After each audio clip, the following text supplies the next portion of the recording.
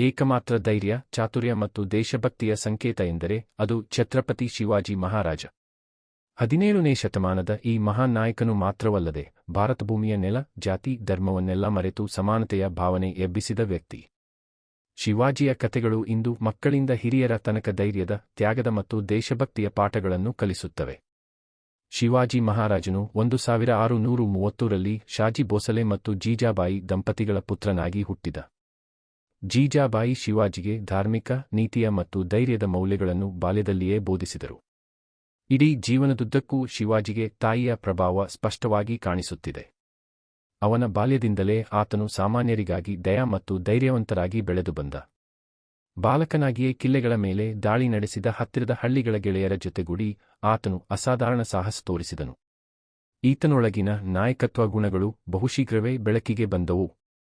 ಶಿವಾಜಿಯ ಕಥೆಗಳಲ್ಲಿ ಅತ್ಯಂತ ಪ್ರಸಿದ್ಧವಾದದ್ದು ಅಫ್ಜಲಖಾನನ ಹತ್ಯೆ.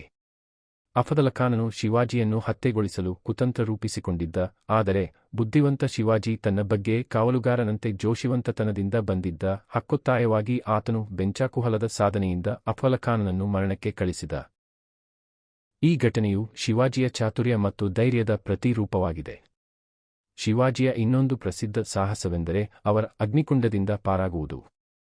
ಸಾಯಿ ಬಿಕಾರಿಯ ವೇಷದಲ್ಲಿ ಮುಘಲ್ ಅರಮನೆಯಿಂದ ಪಾಳಾಯಿತನಾಗುವಾಗ ತೋರಿಸಿದ ತಂತ್ರ ಮತ್ತು ಧೈರ್ಯ ಇಂದಿಗೂ ಸೇನಾಧಿಕಾರಿಗಳಿಗೆ ಪಾಠವಾಗಿರುವಂಥದ್ದು. ಇದೇ ಶಿವಾಜಿಯ ಗಂಭೀರ ಯುದ್ಧನೀತಿಯ ತೋರಿಕೆ.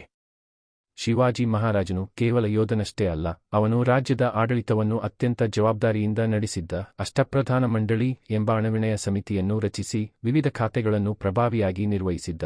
ಮುಸ್ಲಿಮರ ಮೇಲೊಂದು ದ್ವೇಷವಿಲ್ಲದೆ ಧರ್ಮನಿರಪೇಕ್ಷ ಆಡಳಿತವನ್ನು ನಡೆಸಿದ. ಶಿವಾಜಿಯ ದೇವರ ಮೇಲಿನ ನಂಬಿಕೆ, ತಾಯಿನ ಮೇಲಿನ ಪ್ರೀತಿ ಮತ್ತು ಜನರ ಮೇಲಿನ ಕಾಳಜಿ ಇವನು ಕೇವಲ ಒಬ್ಬ ರಾಜನಲ್ಲ, ಒಂದು ಸಂಸ್ಕೃತಿಯ ಪ್ರತೀಕವಾಗಿ ಬೆಳೆದವನಾಗಿಸಿದ್ದ. ಇವನ ಮಹಾರಾಜ್ಯವಿಲ್ಲದಿದ್ದರೂ